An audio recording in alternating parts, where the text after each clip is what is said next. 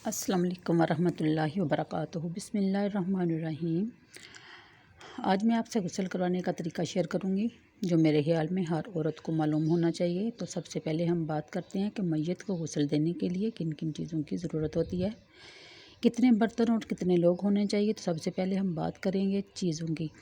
तो चीज़ें जो हमें चाहिए होती हैं वो हमें सबसे पहले इकट्ठी करके रख लेनी चाहिए, क्योंकि मैयत को ज़्यादा देर इंतज़ार करवाना नहीं चाहिए।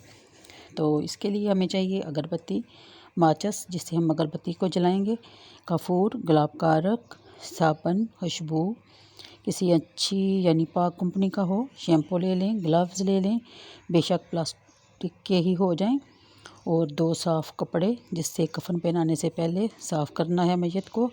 आप तौलिया भी ले सकते हैं। एक कैंची पास होनी चाहिए जिससे कपड़े उतारने में आसानी हो, और कॉटन बड और वेट टिश्यू भी रख लें, क्योंकि आजकल वो जो मिट्टी के डेले होते हैं जिससे पहले मैयत को इस्तिंजा करवाया जाता था वो आजकल नहीं मिलते, इसलिए वो वेट टिश्यू जो हैं वही बेहतर होंगे। इससे ये होगा कि मैयत के लिए भी आसानी होगी और हमारे लिए भी।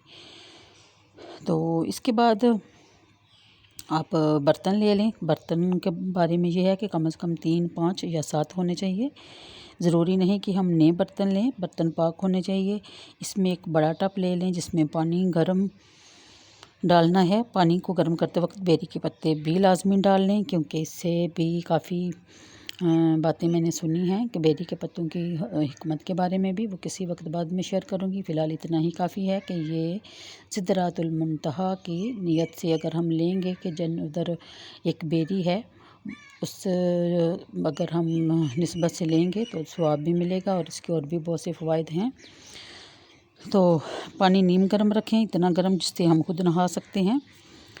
तो 2 मग ले लें, एक टब में रखें, एक दूसरी औरत यानी गसाला जो गुस्ल दिलवा रही है उसके पास होना चाहिए, और एक आप ले लें गुस्ल टब, बाल्टी या देचका जिसमें कपूर और अर्क के गुलाब मिला पानी होना चाहिए, जो बाद में गुस्ल के बाद आखिरी पानी डालते हैं। यहाँ एक बात मैं और भी क्लियर करना चाहती हूँ कि 5, 6, 7 औरतें जो बाद में पानी डालती हैं वो डालना सवाब है, और ऐसा करना चाहिए क्योंकि उनकी रिश्तेदार जो होती हैं उनको भी सवाब मिल जाता है। और इसके बाद ये है कि कफन पहनाने में औरतें जो हैं वो 5 या 7 होनी चाहिए जो गुस्ल दे रही होती हैं। गुस्ल तो 2, 3 नहीं देना होता है, बाकी वो चादर वगैरह पकड़ के खड़ी होती हैं, और उनका खड़ा करने का मकसद एक और भी समझ में आया है कि वो भी गुस्ल करने का तरीका जान लेती हैं। और औरतें ऐसी होनी चाहिए जो पाक हों, साफ़ हों, जो राजदार हों, यानी कि जो कुछ अगर मैयत में कोई तब्दीली या तगैर वो वहाँ देखती हैं तो उसको वहीं राज की सूरत में मुर्दे की तरह दफना देना चाहिए। अगर वो बाहर आके बात करेंगी तो वो खुद ही गुनहगार होंगी। और इसी तरह अगर मैयत में कोई अच्छी तब्दीली या तगैर देखती हैं तो उसको बाहर जाके वो फैला सकती हैं। इससे ये होता है कि नेकी में इजाफ़ा होता है। आगे ये है जी कि औरतें वो बिल्कुल पाक भी होनी चाहिए, ताकि यानी कि कोई ऐसी औरत ना हो जिसको पीरियड वगैरह हो और नापाक हो। और तरीका ये है कि सबसे पहले कोई ऐसी जगह हो जहाँ पर लोगों का आना जाना कम हो, पानी का हराज ठीक तरीके से हो। नंबर 2, पटड़ा जिस पर मैयत को लटाया जाता है, पटड़े को अच्छी तरह धो लें और फिर इस पर मैयत को लटाएं। इतने आराम से लटाएं कि इससे पहले ये हदीस सुन लें कि नबी करीम सल्लल्लाहु अलैहि वसल्लम ने फरमाया कि मैयत पर अगर एक मक्खी भी बैठती है तो उसे पहाड़ मालूम होता है। नंबर 2, मैयत की हालत उस वक़्त ऐसी होती है कि जैसे एक कांटों भरी टहनी से कपड़ा खींच कर उतारा जाए। नंबर 3, गुस्ल कोई अपना प्यारा दे जिसको मैयत की तकलीफ़ का एहसास भी हो। ये सब जहन में रखें, इसके बाद गुस्ल के लिए तैयारी करें। फिर आप कपड़े उतारने की कोशिश करें, अगर आसानी से उतर सकते हैं तो ठीक, वरना साइड से बाजू तक कट लगाएं, सामने से नहीं लगाना चाहिए। और कपड़े उतारने से पहले ऊपर बड़ी चादर यानी कोई बेडशीट वगैरह पाक साफ़ डाल देनी चाहिए, जिससे बिल्कुल भी औरत का सतर जो है वो नज़र ना आए। हत्ता कि जो औरतें गुस्ल दे रही होती हैं उनको भी औरत का मैयत का जिस्म देखना हराम है, इसलिए ऊपर मोटी चादर डाल लेनी चाहिए ताकि वो नीचे बस हमारा हाथ ही जा सके, हम खुद कुछ ना देख सकें, सिर्फ महसूस करके मैयत को गुस्ल दें। तो गुस्ल जिस्म को देखने की बिला ज़रूरत इजाज़त नहीं। तो सबसे पहले शलवार उतारें, फिर कमीज़। इस तरह कम से कम जिस्म दिखाई देगा। तो सबसे पहले इस्तिंजा करवाएं, फिर बिल्कुल वज़ू के तरीके से वज़ू करवाएं। नाक में पानी ना डालें, रुई गीली करके साफ़ करें। इस्तिंजा करवाते वक्त ग्लव्स इस्तेमाल करें ताकि आपका हाथ औरत के सतर को ना छुए, क्योंकि सतर को हाथ लगाना हराम भी है और नहीं लगाना चाहिए। तो इसके बाद आपने क्या करना है कि बालों को 3 हिस्सों में आप तकसीम कर लें।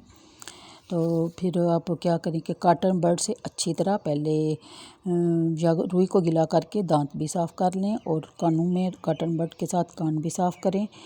तो फिर आप ऐसा करें कि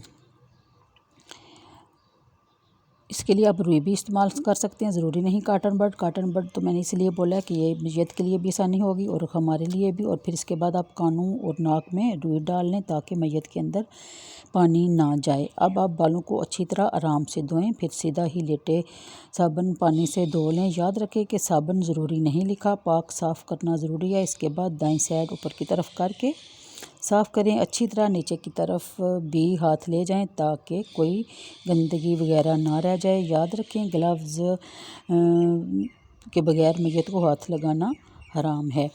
और इस्तिंजा करवाने के बाद ग्लव्स ज़रूर बदल लें। अब दूसरी साइड करवट बदलें, बिल्कुल इसी तरह गुस्ल दें। अब हमारा गुस्ल हो गया मुकम्मल। अब खुशबू और पानी जो कपूर और अरक गुलाब वाला है वो 3 दफ़ा ऊपर बहाएं। ये सारे काम के कम से कम वक्त में होने चाहिए। जितनी ज़्यादा देर होगी इतनी ही मैयत को तकलीफ़ होगी। नोट, अगरबत्ती अगर आप पहले जला लेती हैं तो ठीक, इससे ये होगा, वरना ये ज़रूरी नहीं। इससे सिर्फ ये है कि बाज़ औक़ात मैयत ज़्यादा दिनों तक बीमार होती है, इसलिए अगर कोई स्मेल वगैरह ना हो इस वजह से अगरबत्ती लगा लेनी चाहिए। याद रखें अपने प्यारों को गुस्ल खुद दें, इसलिए इंसान के अपने गुनाह भी धुल जाते हैं। जैसे हम मैयत को पाक साफ़ करते हैं, बिल्कुल इसी तरह सुनने में आया है कि गुस्ल देने वाला भी पाक हो जाता है, जैसे वह अभी अपनी माँ के पेट से बगैर गुनाह के पैदा हुआ हो। अगर कोई गलती होगी हो बताने में या जो आपको पता है तो इससे भी फ़ायदा हासिल कर सकते हैं। उम्मीद करती हूँ कि आप ज़रूर इससे फ़ायदा हासिल करेंगे। अब चलते हैं, तो मुझे दीजिए इजाज़त, क्योंकि गुस्ल का कफ़न पहनाने का तरीका अगर आज शेयर किया तो वीडियो ज़्यादा लंबी हो जाएगी। इंशाल्लाह फिर मुलाकात होगी। ओके जी, अल्लाह हाफिज़।